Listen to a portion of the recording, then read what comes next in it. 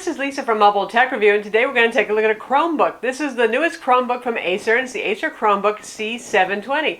Intel Haswell inside, more powerful than the average Chromebook, but still very affordable. $249. It'll be at Best Buy, Amazon, places like that pretty soon. We're going to look at it now. So here it is, Acer's latest Chromebook. Pretty much Samsung and Acer have been the two big players in Chromebooks. Of course, Google had their own branded Pixel, which is a much more expensive item. Most Chromebooks are affordable things, and at that, this is one of the most affordable at $249. This is the new generation Chromebook. This is the C720 model that replaces soon the C710. It's a bit thinner and it's a bit lighter, about a quarter-pound lighter. So always nice to see improvements in portability. 11.6-inch design right here. Genuine plastic everywhere. Now, what do you expect? These are the new netbooks, so you're going to get a lot of plastic here, but it's sturdy, it's rugged enough. It would probably survive being used by your child, your more responsible child anyway. Take a look on the side here. We can see we have USB 3.0 port, our combo audio jack, a full-size HDMI port, and that's our power connector. And the nice thing about the full-size HDMI here isn't just that you have that port, which is convenient, but this actually has a more powerful CPU inside. This is Intel Haswell generation. Now don't get too excited. This is still a Celeron model CPU. Those of you who follow Intel at all know the Celerons are always the low man on the totem pole. So it's 1.4 gigahertz dual core, no turbo boost here, but still up from the last generation non-Haswell that we had in the previous model, and that one was clocked at 1 gigahertz. So you're definitely getting improvements here. Intel HD integrated graphics on this. Again, don't expect too much for the money. This is not about high-end specs. This is about easy functionality for basic stuff that you're going to do, like web-based things, email, all that sort of thing, at a minimal price with a reasonably sturdy design. USB 2.0 port right here, a lock slot there, and a full-size SD card slot. We do have fan holes here, and on the bottom, since this is not a mobile kind of CPU like the Samsung Exynos used in some other Chromebook models, this is regular old PC style CPU, so fan is going to come on occasionally. It's not going to be rip-roaringly loud or anything like that. It's still a pretty low-powered mobile CPU in there. And these are our stereo speakers here with the grills on the bottom. If we open it up and take a look inside, we have instant on, resume from sleep here, and it boots up very quickly if you ever really fully shut it down, which there's not too much of a need to do. Matte display inside, that's the good news. 1366 by 768 resolution, which is kind of standard resolution amongst smaller notebooks these days, so we're not going to complain.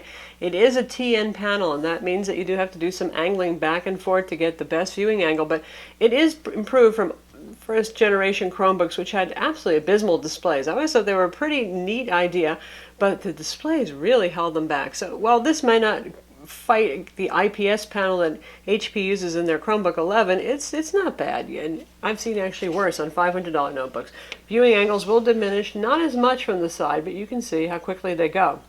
Now the display surround obviously is glossy. You can see reflections on black shiny plastic there, but that really shouldn't bother folks very much. It's reasonably bright. Colors are again, it's $250. You're not going to get top quality hardware here. Keyboard, nice large keyboard given the fact that this is a very small device, and we can set the display that far back, so we can bring this up a bit, and you can see the keyboard. Pretty good key travel here, because this is not an ultra thin ultrabook kind of thing, and pretty rigid keyboard deck. If I press down here, I don't get much movement at all with my hand, so that's always a good thing. Trackpad, as Chromebook trackpads go, they're often not super duper great, and this one works fine. It supports two-finger scrolling, things like that. It's so far behaved pretty well for me. You can use USB mice and keyboards with this if you want to do that. That's pretty easy. Most supported. Even those wireless ones that come with the little RF transmitter dongle generally will work with this. Printing with Chromebooks is another thing. You're going to have to get into Google's cloud printing service. You can't just plug in your printer and install drivers like you would for Windows or Mac PC. So what makes the C720 a cool Chromebook? It's more powerful than most of them. Now granted, you don't need a super duper lot of horsepower for an operating system, Chrome OS, that basically is just a web browser. Now obviously there's a little bit more going on than just a web browser, but pretty much everything you're going to do is based on the Chrome web browser that's included. That said, I do notice some performance improvements when working on long documents using Google Docs, something like that, Word compatible document. And we have a 1.4 gigahertz, as I mentioned, fourth generation Intel Haswell Celeron CPU inside, dual core. 4 gigs of DDR3 RAM. Most Chromebooks have 2 gigs of RAM, so that means you can get more apps running at once, or more web tabs, shall we say, in this case, running at once. So you've got the image editor running in one, you've got Word or Excel document open in another, you've got the music player going, you've got YouTube playing. You've got enough RAM to do that without worrying about slowing it down. 16 gig SSD drive inside. You don't get much storage, generally speaking, though there have been a few Chromebooks that have had 320 gig spinning hard drives. In fact, Acer made one of those, but the operating system doesn't really require much space there. And since you're supposed to be working primarily on the cloud, where everything is stored up in the cloud for the whole paradigm of the Chromebook, you don't need much storage. You can use the SD card slot to augment storage. Of course, you can use USB flash drives too. Machine has dual band Wi-Fi 802.11bgn. This model does not have 3G or 4G. Chromebooks used to really emphasize using 4G, LTE, 3G, that kind of thing, or even the Wi-Fi. And now more and more we're seeing offline access. You can do offline Google Docs work right now. You can use a whole bunch of, they call them like Chrome apps. They're basically little applets you download. Say you want to play Angry Birds when you don't have an internet connection. You can do that now. You can edit photos. You can set up your Google Drive, all your documents and photos and things that you have stored on Google Drive for offline access, and so you can actually keep copies locally and still get things done without having that internet connection. So that's definitely an improvement, because in the budget segment right here, we're not talking people who really want to have 4G bills every month. Despite the relatively fast CPU, and you can see here on the bottom, the battery is sealed inside. You could unscrew the bottom and get to it if you really had to replace it, but battery life on this has been pretty good. Acer claims 8.5 hours. Usually manufacturers are optimistic, and we've been seeing about 8 with mixed use on this. So that's actually pretty good for what's one of the most powerful Chromebooks. There's a 3950 milliamp per hour 3-cell lithium-ion battery inside. Weighs 2.76 pounds, so it's pretty light, pretty portable, easy to carry, not too thick here. And they've got a kind of Samsung-style taper going on.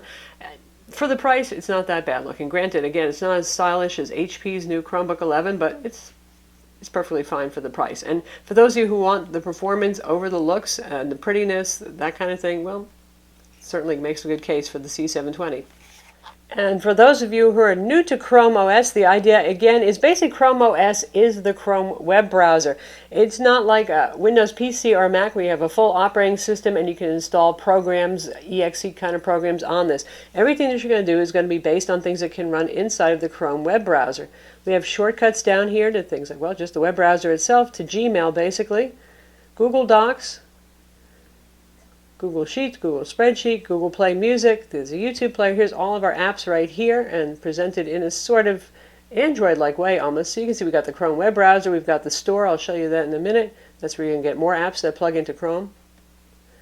We've got our Google Play Books, our Google Play Videos, a calculator, Google Keep for those of you who need something that works sort of like Evernote, and I've downloaded Angry Birds just so we can see what that's like. And then the camera application for the webcam up top.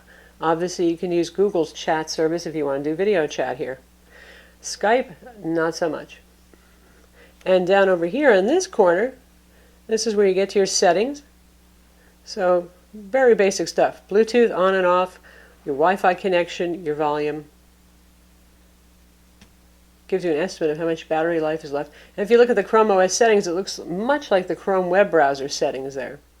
So say you want to add more stuff to this. How do you do that? You go to the Google Chrome store. And we can take a look at the selections by category here. Communications, news, weather.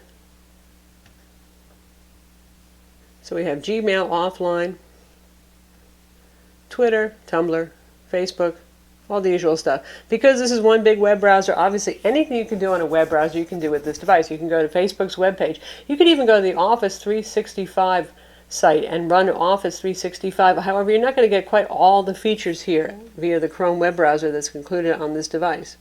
And here in the offline apps section, for those of you who are worried about not always having an internet connection, you can see what's available there. The Angry Birds that we downloaded, again, Google Gmail offline, Google Drive, you can set that to run offline, Pocket, Kindle Cloud Reader, which, well, that's sort of online, sort of offline.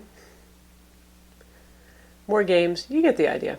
So, once again, the point of this is if you blog a lot, if you Facebook a lot, if you use Google services, particularly Gmail, Google for doing your MS Office compatible kind of work, this is the device for you. If you need to install Photoshop, this is not the device for you. You can't do that here. And anything you can do in a web browser, you can do with this device. There's also a basic file manager, and I have some Office files and other things on a USB flash drive. We're going to plug that in and see how that works for us.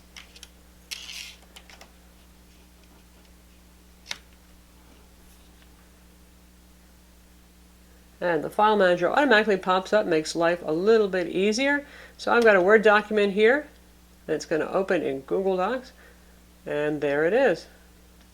And you got not everything you would have in Office here, but all the basics that are important for formatting and that kind of stuff. You can insert pictures, all that kind of thing, edit to your heart's content. If you need all the fancy features that you get in MS Office, generating table of contents, indexes, all sorts of things like that, footnoting, this wouldn't be the solution for you. But most average people don't need that, so that works just fine. And if we want to look at an image, and we've got our image preview here and say I want to go ahead and edit it, I just choose the edit button. And basic things, cropping, brightness, rotation, that sort of stuff. So we're not talking about a Photoshop substitute right here, and you may have some online counterparts to image editing that you prefer, but you can work with your own documents that are on flash drives or SD cards, that kind of thing, and you can put these things up on your own Google Drive too. And you can share them pretty easily with anybody who has a Gmail address. Now how about Google Play Music? You launch the little Google Play Music icon, what do you get? Of course, once again, a web browser window. Same thing would happen if you use your Mac or your Windows PC to go to the Google Play website for music.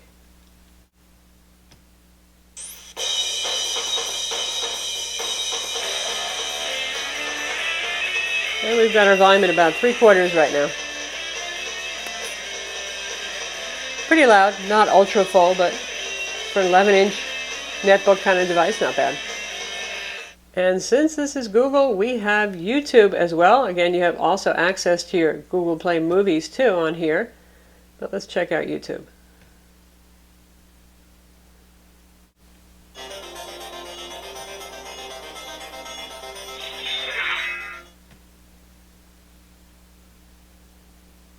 This is Lisa from Mobile Tech Review. Today we're going to look at the latest Kindle Fire. This is the Kindle Fire HDX, and certainly so here it is, 720p, streaming over Wi-Fi. Improvements inside. We're going to look at it now.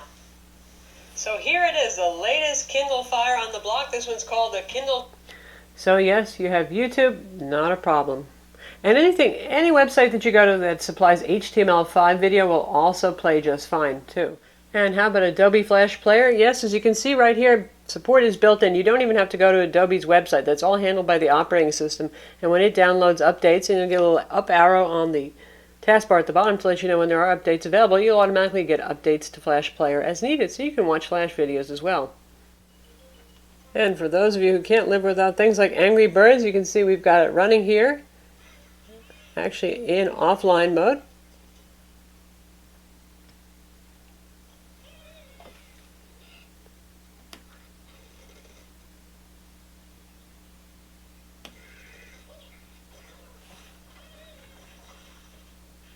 And there it is, works just fine.